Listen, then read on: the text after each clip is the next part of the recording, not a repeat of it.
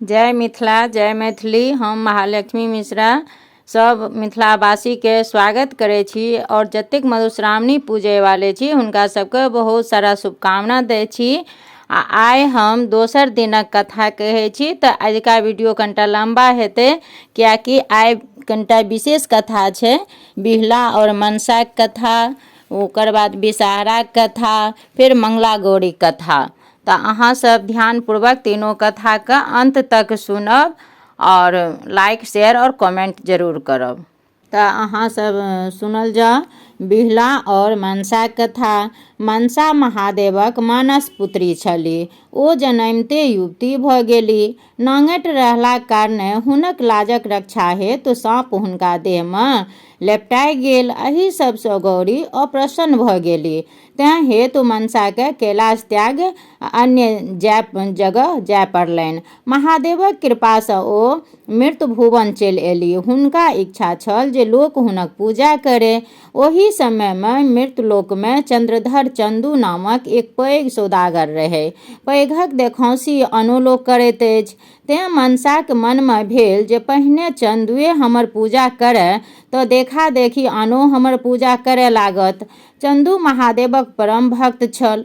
ओ महादेव के छोड़ि आन देवताक पूजा करब नहि गछलक।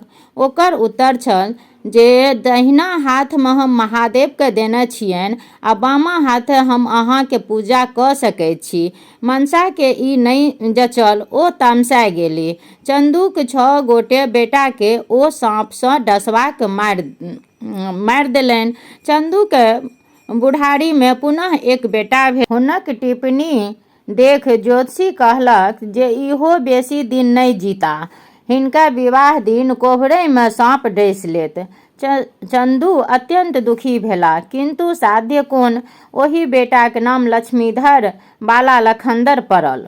लक्ष्मीधर के 6 मास भेला पर चंदू अपन पत्नीक जिद पर एहन कन्या से विवाह करयबाक लेल प्रस्तुत भऽ गेला जकर टिप्पणी में चिर सोहाग योग छलैक। ओ पहाड़ पर एकटा एहन कोठा बनबौलनि जे सब दिस सँ निमुन्न छलैक। बिढ़नी आ बिढ़नीक पहरा पड़ल जे ओहि प्रॉपर्टी में कोनो साँप के नहि आबऽ दैत। ओहि कोठा में लखनदर विवाह 12 वर्षक परम सुंदरी आ सुलक्षण कन्या बिहुला सँ भेल। जखन ओ कन्याक संकोबर करैत रहैत तखने कोनो बाटे एकटा साँप आबि हुनका डसि लेलक। लखनदर तत्काले मरि गेला। लोक सब हुनका दाह संस्कार लेल गंगा कात लऽ गेल। बिहुला परम सती छली। ओ स्वामीक संग श्मशान घाट चलि गेली। लोक सबके ओ मुर्दा गाड़ऽ नहि देलनि आ ओ सबके कहलथिन जे हमरा जेना होइत तेना हम हिनका जियाब। बिहुला केरा के थाम के एक नाव बना ओहि में सब मुर्दा के संग अपनो बैस गेली और गंगा में नाव के भसिया देलनि। लोक सब बहु मना केलक, लेकिन जिद देख अंत में लोक हुनका अपन भाग्य पर छोड़ि देलक। ओ बिना अन्न जलक गंगा में मुर्दा के संग कईक दिन तक भसियाइत रहली।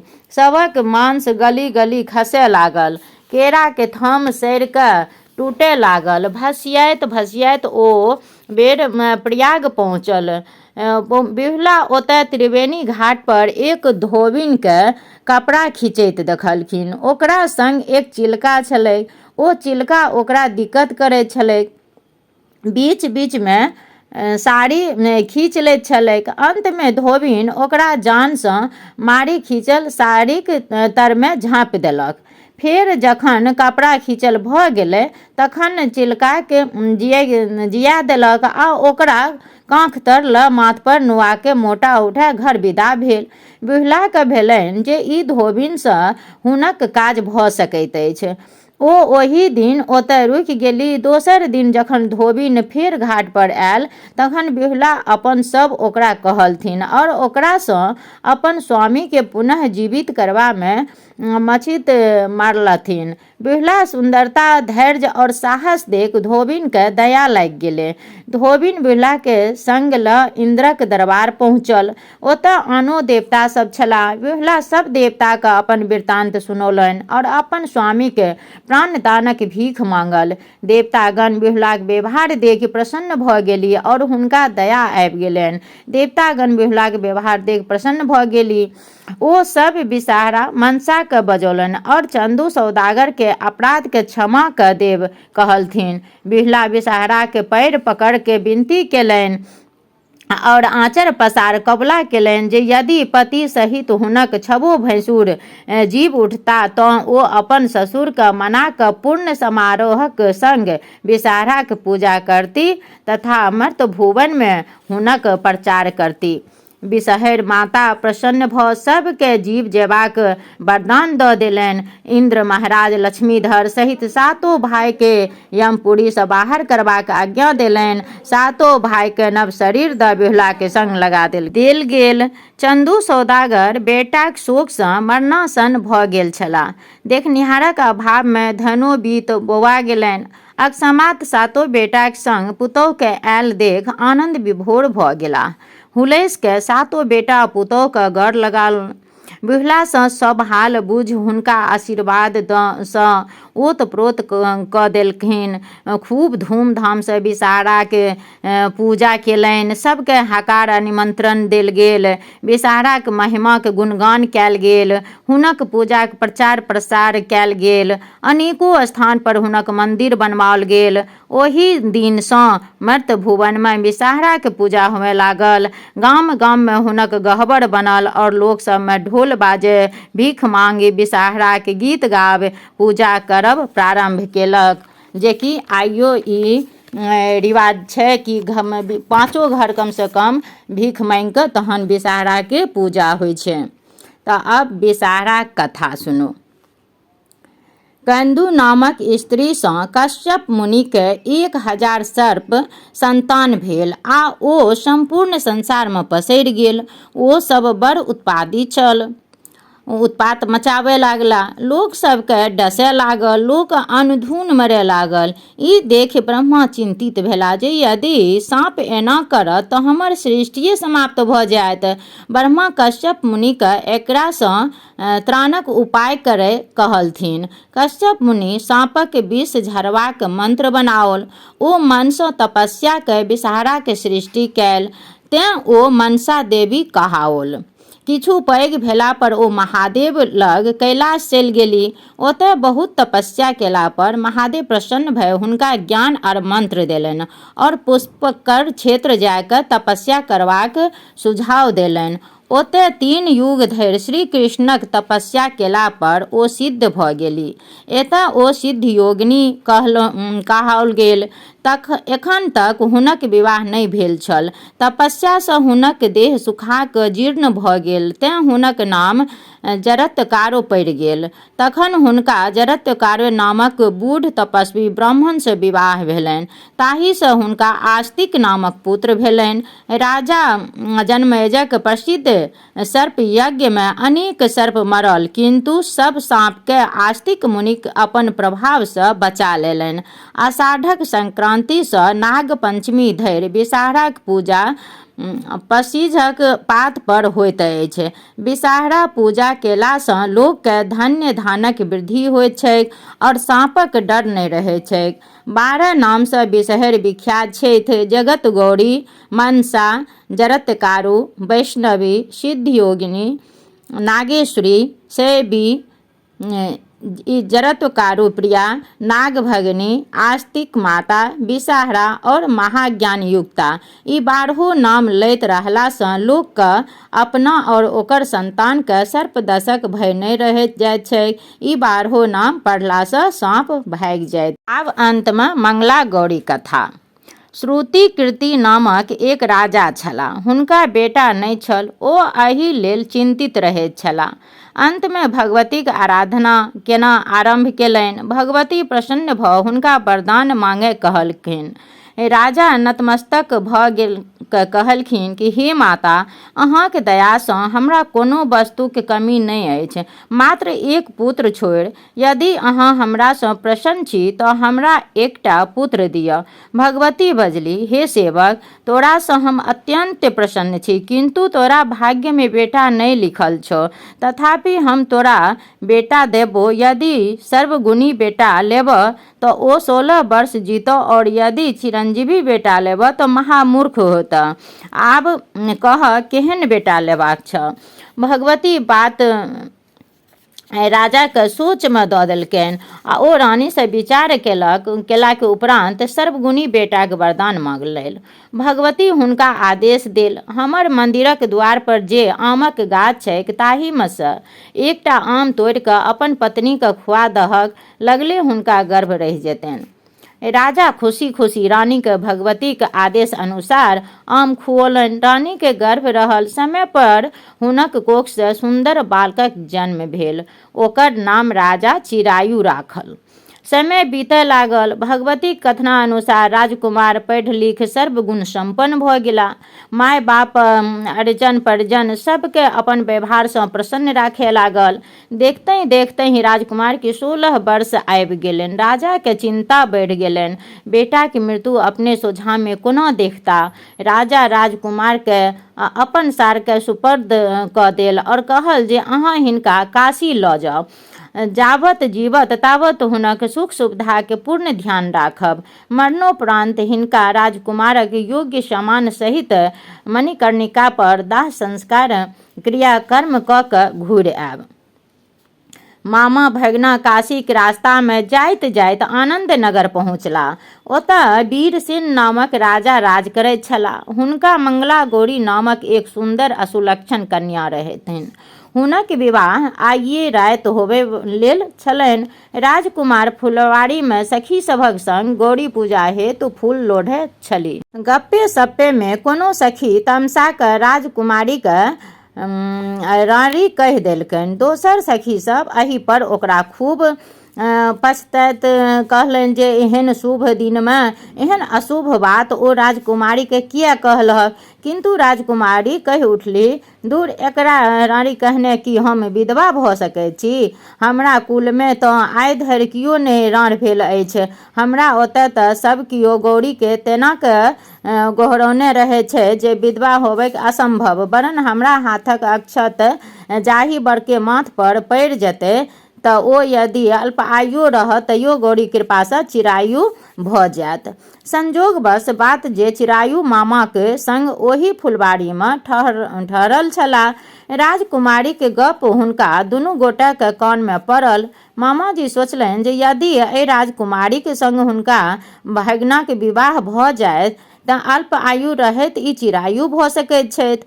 संजोग एहन जे राजकुमारी के विवाह ब्राह्मी देशक राजा दृढ़वर्मा के बेटा सुकेतु वर्मा सँ होइत निश्चित छल। बड़ बरियाती साँझ खन ओही फुलबाड़ी में डेरा खसौलक। सुकेतु वर्मा परम कुरूप मूर्ख आर बहिर छलाह। बड़क बाप पित्ती विचारलनि जे एहन कुरूप मूर्ख यदि मरबा पर जायत तऽ कन्या वाला बर के घुमा देत। तैं हेतु कोनो सुंदर बर के ल मरबा पर जेबाक चाही। विवाहक बाद मारि पीट कऽ ओकरा भगा देबै और सुकेतु कोबर में बैसा देबनि। तावत बरियाती सभक नजर सुंदर भव्य चिरायु पर पड़ल। ओ सब भरि रातिक लेल मामा सँ चिरायुक याचना केलनि जे मामा तऽ मने मन ई चाहते छलाह। ऊपर थोड़े काल नाकर नुकुर केलनि, पुनः अनुमति दऽ देलनि। आब बरियाती लोकनिक सुकेतु के डेरा पर छोड़ि मंगनीक बर चिरायु के संग ल विवाहक स्थल पर पहुँचला। शुभ शुभ कऽ सब कार्य संपन्न भेल। गौरी शंकर प्रतिमाक समक्ष सिंदूरदान भेल। बड़ चिरायु मंगला गौरी के संग कोबर में सुतला। आइए रात चिरायु के 16 वर्ष पुरि गेलनि। निशा रात में काल गहुमन साँप रूप धऽ कोबरा घर पैसि गेला। राजकुमारी के तावत नींद नहीं आयल छलनि। ओ भयंकर गहुमन के देख भयभीत भऽ गेली, किंतु साहस के भरि बाटी दूध साँपक आगू में बढ़ा देलनि और प्रार्थना कयल जे हे नागराज, हुनक पति के प्राण नहि ली, वरन हुनका चिरंजीवी बना दिअ, तऽ आजीवन हम नागराजक पूजा करब और व्रत राखब। गहुमन साँप राजकुमारी के गुहारि मान गेल और दूध पीब ओतहि राखल पुरहर में पैसि गेल। राजकुमारी तुरंत अपन केचुआ आगि खोल पुरहर के मुँह बान्हि देलनि। ताबत चिरायु के नींद टूटलनि और राजकुमारी से किछु खयबाक लेल मांगलनि। हुनका बड़ भूख लागि गेल छलनि। कन्या अपन माय से खीर आ लड्डू आनि हुनकर भूख के तृप्त कयल। बड़ के हाथ धोबय काल हुनका आंगुर से पंचरत्न औँठी खसि पड़लनि, जे कन्या अपन आंगुर में पहिर लेलनि। बड़ पान सुपारी खा पुनः सुति रहला। बाद में जखन राजकुमारी साँप वाला पुरहर के फेंकय गेली तऽ देखलनि जे साँपक स्थान पर एगो रत्नहार चकचका रहल अछि। ओ ओहि में हार के अपन गर्दन में पहिर लेलनि। भोर भेला पर मामा चिरायु के वापस लऽ गेलथिन और बरियाती सब सुकेतु के कोबर में पैसाबक चाहलक। राजकुमारी मंगला गौरी ई कहि हुनका रोक देलनि जे ओ हुनकर पति नहि छथि, हुनक विवाह आन ककरो संग भेल छल। बड़ पक्ष वाला अब अरला और सबूत मंगलनि। मंगला गौरी कहलखिन जे राति में हुनका एक औँठी और एक हार भेटल छल। बड़ बाजत जे ओ सब केहन छल और राति में ओ की सब केलनि और हुनका सँ की सब गप केलियनि। सुकेतु एको बातक उत्तर नहि दऽ सकला। अंत में हारि मानि बड़ पक्ष वाला चलि गेल। राजा वीरसेन जखन सब चक्र चाल बुझलनि तखन अस्तंभित रहि गेला। राजा राजकुमारी के असली बर के चिन्हय के लेल हुनक बास कोठा पर देलनि। ओतऽ एक चीक लागे देल गेल जतऽ से ओ कन्या लोग सबके देखैत रहती। राजा के धारणा छल जे असली बर अपन बियाही स्त्री के खोज में कहियो न कहियो अवश्य आओता, तखन राजकुमारी हुनका चिन्हि जेतनि। अंत में सएह भेल। चिरायु अपन मामाक संग काशी, प्रयाग, विंध्याचल आदि होइत 1 वर्षक बाद ओतऽ एला। देखैत देरी राजकुमारी चिचिया उठली जे वएह हुनक बर जाइत छथि, वएह हुनक प्राणनाथ जाइत छथि। वीरसेन दुनू मामा भगिनाक कोठा पर बजाओल। राजकुमार राजकुमारीक प्रत्येक प्रश्नक उत्तर ठीक ठीक देलक। राजा आनंदित भऽ अपन सर कुटुम्ब के बजा पूर्ण धूमधाम से विवाहक उत्सव मनायल। बर कन्या के नाना प्रकारक आभूषण, हाथी, घोड़ा, सर सिपाही संग लगाय विदा केलनि। चिरायु सब सामान लऽ कन्या सहित अपन राजधानी पहुँचला।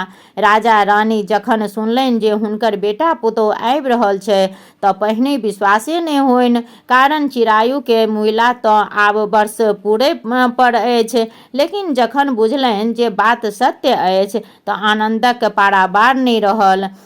तार बेटा पुतोह आगू आबि राजा रानी के प्रणाम केलनि। पुतोह मंगला गौरी सासु भरि पाँज के कोड़ा में बैसौलनि। मंगला गौरी के हुनका अपना नैहर में गौरी पूजा के रिवाज तथा कोना हुनकर अनुकंपा सँ सब कियो सतत सुहागिन रहैत छनि से कथा कहि सुनौलनि। तें गौरी और नाग पूजाक साधवाक जीवन में बड़ महत्व अछि।